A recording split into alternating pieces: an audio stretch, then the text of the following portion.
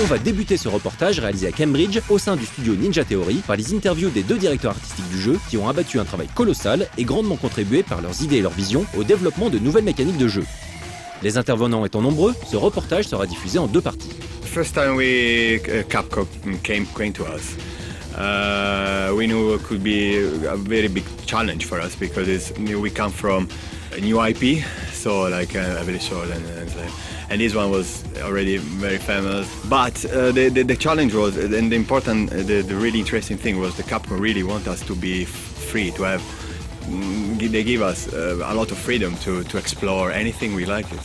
It was really exciting. Of course, we started kind of developing Dante, just changing not much from the original. I tried just to get a different jacket and different thing, but Capcom really want us to do things different, something that they wouldn't think about it. This allowed us to actually much more interesting start, process.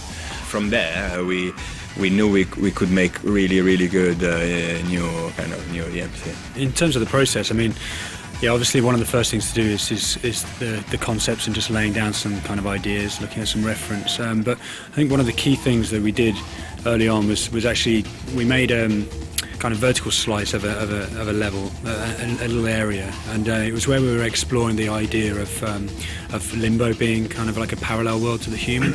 We did a little test where Alex had done some concepts that were touching on a lot of surrealism in the scene, so a lot of things kind of broken and floating in the air, and we thought, well, that looks great in a still. Like, it really, you look at it as a still and you know that would be Ninja Theory's take on DmC.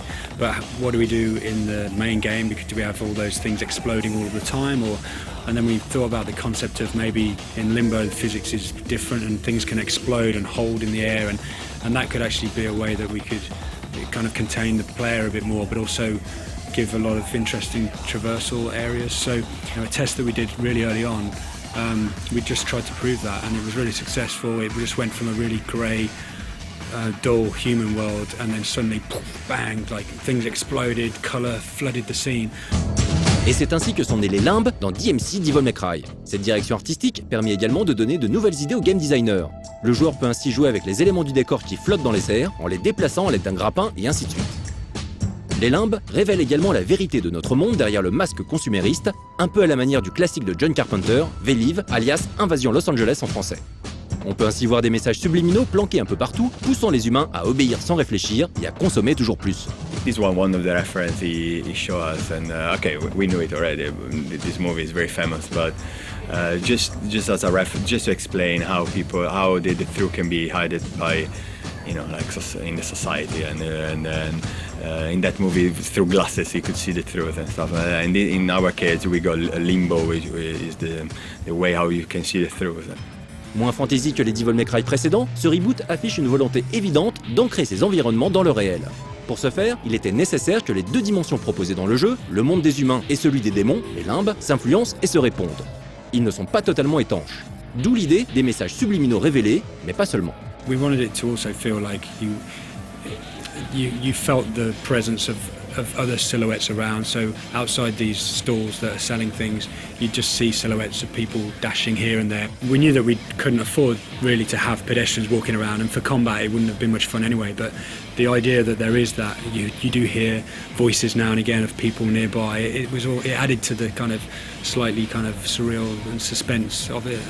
We came out with that just because in the previous DmC you see a character in an empty city walking around, a huge nice cathedrals, nice stuff, but we try to ground much more the city, the video game, our story, and our character have to be in a real life, and so we need people going around, but and we need a reason why it's often in a city without people. So that's why we can, okay, let's make a human world, which is a normal city, and human with humans, and then let's create a parallel world which is empty, completely empty, because only Dante can be there, and allowed us even him to have the sword, because one of the main issue was like, okay, we want this character, like thinking about this character as he would walk in a club, like as a teenager is going in a clubbing or going anywhere, Would you see a teenager with a big sword on the back walking inside a club? No, really. We really need a reason to split up the two worlds, and I think this was really clever. To create this limbo, which is a perfect place for us to explore a lot of things and to push ideas. Plus, we really wanted this city to be a character, treat like another character. Like we got many monsters, many creatures and stuff, but the city have to be another creature. So it's breathing, it's moving, it's try to get you, try to stop you. Du coup, la ville emprunte les textures de certains monstres, le sang des démons est en fait la matière gélatineuse noire qui poursuit Dante dans les limbes, et ainsi de suite. Ce choix permet donc de donner une identité unique aux limbes, tout en expliquant visuellement son fonctionnement et sa raison d'être. La ville déteste Dante, et cette haine aveugle se manifeste par une corruption rampante qui accompagne les mouvements du joueur et modifie en temps réel sa topographie. Mais avant d'en arriver là, il a fallu que les chemins de Capcom Japon et du studio anglais Ninja Theory se croisent. So we were kind of approaching the end of Enslaved. And we were thinking about what our next game would be. And we've always done our own games. We've always come up with our own ideas. And then Nina, another co-founder, she told us that there was a possibility we could work on Devil May Cry. I didn't really quite believe it because Devil May Cry to me was like a childhood. It's one of those games you play that sticks with you, and you don't believe you're going to meet your heroes, if you like. So to be working on it was an amazing opportunity. I had no hesitation whatsoever in working on Devil May Cry. There was not even there's a lot of games, other people's games that were offered to us that we didn't really have the heart for, but Devil May Cry we definitely did have the heart for.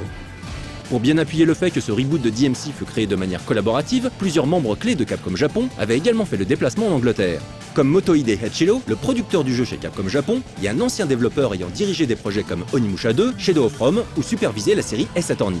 このプロジェクトはカプコンジャパンとカプコン USA ダブルプロデューサーかつ海外のスタジオでやろうというワールドワイドのプロジェクトになってて、で僕がそのデビルメイクライを、今回 DmC としてリバースしようと思ったかというと、デビルメイクライ1から4まで作ってきた中でやっぱりどうしてもユーザーは固定化してくる中で、もう一度このタイトルをより多くの人にプレイしてもらいたいという思いの中から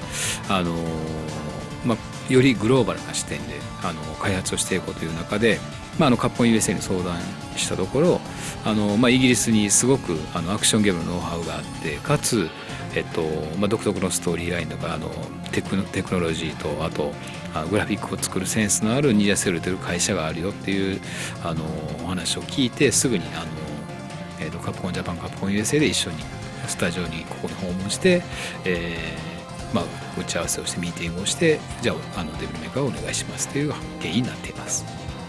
Tous les mois ou les 2 mois, Capcom Japon se déplaçait en Angleterre où les lead développeurs de Ninja Theory au Japon pour échanger, checker les dernières versions et s'assurer qu'ils respectaient la philosophie derrière Dante. Et ce, pendant 3 ans, sans parler des coups de téléphone et des échanges d'emails.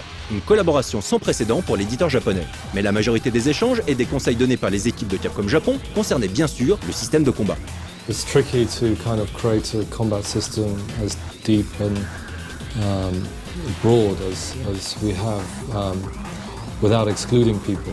I think at its heart it is a technical, hardcore, challenging game. It was that from the very beginning. That's what Devil May Cry has always been about. We were on that same path. So the challenge for us was how to teach that to players, how to get players to progress from what they're used to, which is hack and slash enemies, kill them, move on, to becoming the most stylish fighter and getting a SSS rank. There's no easy way. It takes a lot of fine-tuning, a lot of testing, and these guys were on hand to help us, really. I mean, on the combat side, there's no way we could have achieved what we did without the advice and direction that the Capcom Japan guys gave, because they're the masters of this stuff. Probably the biggest thing we've learned in this game is how to make it feel right, how to get the depth there, but still leave enough for players to kind of express themselves and discover for themselves. La démo de DmC Devil May Cry sera téléchargeable très prochainement.